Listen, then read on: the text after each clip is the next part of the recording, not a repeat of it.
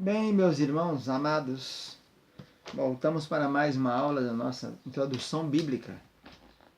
Estamos no Pentateuco, 5 volumes, na Tanar do judeu, na Torá do judeu, né? Na aula passada falamos sobre as genealogias, gerações, né? E a importância disso na Bíblia. Hoje falaremos sobre os nefilins, os gigantes, antecedentes do dilúvio. Próxima aula depois falaremos do dilúvio. Então nós encontramos aqui no capítulo Gênesis, capítulo 6, e aconteceu que, como os homens começaram a multiplicar-se sobre a face da terra, lhe nasceram filhas.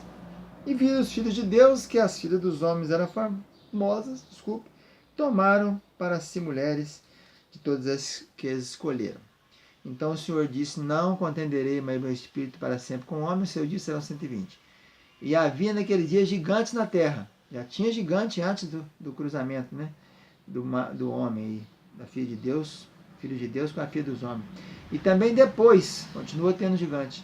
Quando os filhos de Deus entraram, as filhas dos homens, e delas geraram filhos, que foram os valentes, os heróis, que houve na antiguidade, homem de fama. E viu o Senhor que a maldade era muito grande, multiplicou muito na terra, a imaginação dos homens era mal desde sua meninice. E o Senhor então disse: Vou destruir o homem que criei sobre a face da terra. Animal, réptil, as aves e tal. E aí aparece a história de Noé, que depois falaremos dela. Então agora vamos concentrar nisso aqui. Primeiro falaremos aqui que filhos de Deus e filhas dos homens. Há uma corrente aí, e de pessoas boas, pessoas de nome, renome, que acham que as filhas dos homens são dos homens mesmos e os filhos de Deus são os anjos. E aí os anjos teriam deixado seu principado, né? Conforme está lá escrito lá no livro de Judas, né? Livro de Judas, falando que os anjos que não guardaram o seu principado, eles os detêm presos em prisões eternas. Teria então aqueles anjos vindo e cruzar as espécies. Primeira coisa que nós temos que ter um pouco de fé, né? Porque nós já estamos cientes que espécies diferentes não se cruzam, né? Você pega a própria família, por exemplo, do lobo e do cachorro, são parentes. Lobo e cachorro, você não vê cruzamento de lobo com cachorra, de cachorro com loba. Não tem. Espécie, cada um na sua espécie. Isso já vem no gene, no cromossomo, né?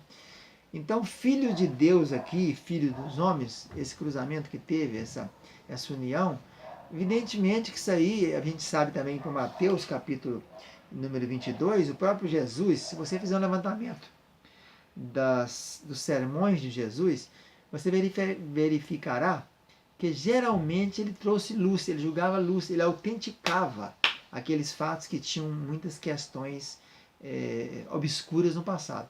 Ele disse assim: lembrai-vos da mulher de Ló, que o povo judeu achava que não tinha acontecido aquilo. A mulher de Ló não tinha virado sal coisa nenhuma. Ele falava: assim como Jones teve 3 dias e 3 noites no ventre do grande peixe. Ele autenticava, porque ele, Jesus, era o Logos, ele é a palavra. Ele estava no princípio. Então ele acompanhou toda a história, né? Nós temos as teofanias, que é a presença de Jesus no Velho Testamento, né? Quando é o anjo do Senhor com a letra maiúscula, A maiúsculo, anjo do Senhor, aparece diversas vezes. Nós veremos isso nas aulas de angelologia. Então Jesus está autenticando isso aqui. Ele fala sobre isso.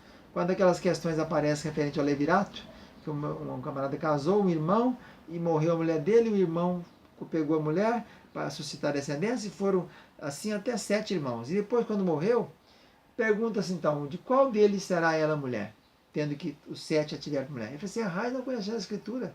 Os anjos não se casam nem se dão em casamento. Então os anjos não tem cruzamento com espécies diferentes, né? Então nós cremos que ali, na verdade, era a linhagem piedosa de Sete com a linhagem amaldiçoada de Caim. Os filhos de Sete começaram a desviar e deixar de lado a família deles e foram procurar as mulheres bonitas e famosas da tribo de Caim.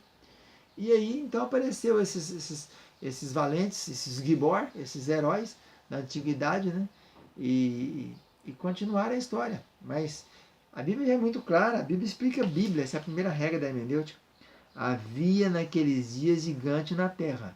Então já tinha gigantes, foi uma anomalia que apareceu, né? Nós temos gigante hoje no mundo aí, no livro do Guinness Book. Tem um recordista mundial com 2,29 metros, né? Isso é uma anomalia cromossômica. como tem o pigmeu, o anão, né? A pessoa que nasce de cruzamento de casal normal, nasce uma pessoa pequena que não consegue desenvolver com as suas glândulas, etc.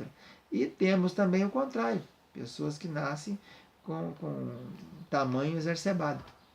Então era uma tribo, né? Essa tribo tem até nome na antiguidade, foram conhecidos como Emins, Anaquins, Zanzumins, Zuzins.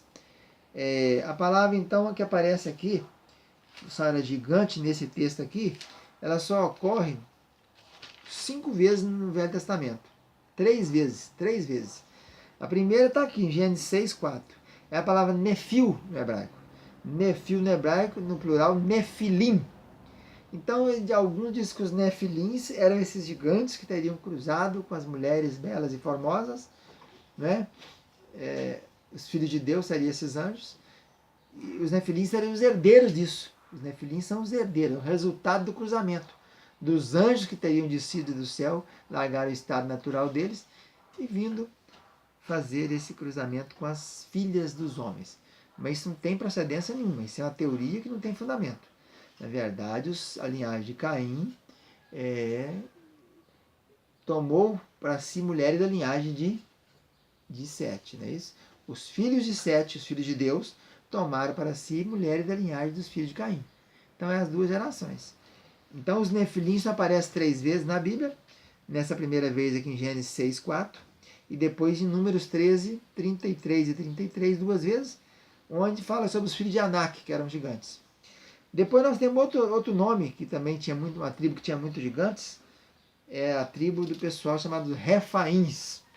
Esses Refaíns aparecem 24 vezes no Velho Testamento. Fala sobre o Vale dos Refaíns, que era uma depressão que havia próximo onde eles moravam, ficou conhecido como Vale dos Refaíns. Ela era uma antiga tribo de gigantes, e cita até um mais famoso membro dessa tribo, que era Og, rei de Bazã. Esse Og, a cama dele tinha 9 côvados por 4. Um côvado mais ou menos de 45 centímetros, vamos arredondar para 50, meio metro. Uma cama de 4,5 metros por 2 metros. Então ele deveria ter no mínimo 4 metros, né? No mínimo de altura 4 metros. Né? O Golias tinha 6 côvados e 1 palmo. E então nós encontramos também numa das cidades dos filisteus, chamada Gate, nós encontramos também alguns gigantes ali, inclusive o Golias, que foi derrubado por intervenção divina pela funda de Davi, uma das pedrinhas que Davi lançou. Mas para provar que não foi Davi nem foi a funda, ele caiu para frente. Se fosse naturalmente a força de Davi e a arma de Davi, ele tinha caído para trás, né? Eu estou parado aqui, vem um objeto, bate contundente na minha cabeça, a tendência é que eu cair para trás. Mas diz que caiu com a fronte no chão, para mostrar que o empurrão foi dado por Deus. A pedra mesmo foi só simbólica, né? Então, Golias era de lá, da tribo era de Gate também, né? O Saf, ou chamado Sipai também. O Isbi-Benob, que a lança dele pesava 4,5 kg. E também falou de um outro homem de Gate que tinha tão grande que tinha 24 dedos, 6 em cada mão, nas 2 mãos, 12 e 6 em cada pé. Então, essas tribos chamadas de Refaíns, e também na localidade de Gate havia muitos gigantes. E os próprios espias, quando foram ver a terra, né, santa, aqueles 12 espias, que só tinha 2, que eram servos de Deus, Josué e Caleb, os demais depois tudo morreram, também foram fulminados por Deus, porque contaminaram e difamaram a terra. Ele disse que a terra tinha muitos gigantes. E eles até colocaram a palavra na boca do gigante. Éramos aos olhos deles como se fosse um negocinho pequeno, né? Como gafanhoto. Eles mesmos subtraindo a qualidade e a potência deles, pensando que eles estavam nele residia algum poder, quando o poder deles era totalmente em Deus, né? Deus que havia levado eles até ali, tinha tirado com mão forte do Egito e ia colocá-los na Terra Santa, com certeza. Então, os Refaíns aparecem 24 vezes no Velho Testamento. É uma tribo de gigantes, tem o Vale dos Refaíns, que é muito citado. Em Gate também havia alguns gigantes, né? Junto com Golias tinha o Lami, que era irmão dele, o Isbi-Benob, o Sipai, e esse homem que tinha 24 dedos, 4 dedos a mais, que é o normal, né? Que a gente tem 20. E tem várias citações, então, desses gigantes aí. Então, filhos de Deus são essa linhagem de Sete. Mas e os filhos de Deus lá em Jó?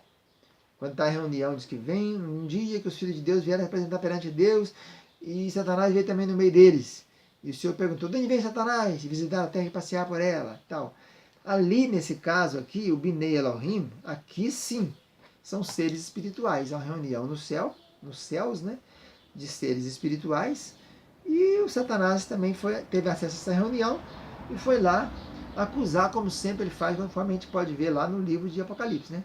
Foi destruído o acusador de nossos irmãos, aquele que acusava dia e noite, que a função de Satanás é essa. Né? Por isso o nome dele de Satanás no céu, quer dizer, adversário, e diabo na terra, aquele que joga com, que fica julgando para prejudicar a gente. A Bíblia diz que a terra estava corrompida, o verbo shahat, quer dizer apodrecida, arruinada, deteriorada, inutilizada, pervertida, estragada, tem a ver com uma área moral, né? E havia muita violência e havia maldade. Então essas são as condições que vão anteceder o dilúvio, quando Deus vai escolher Noé e mandá-lo então preparar esse grande barco. Falaremos na próxima aula. Um abraço.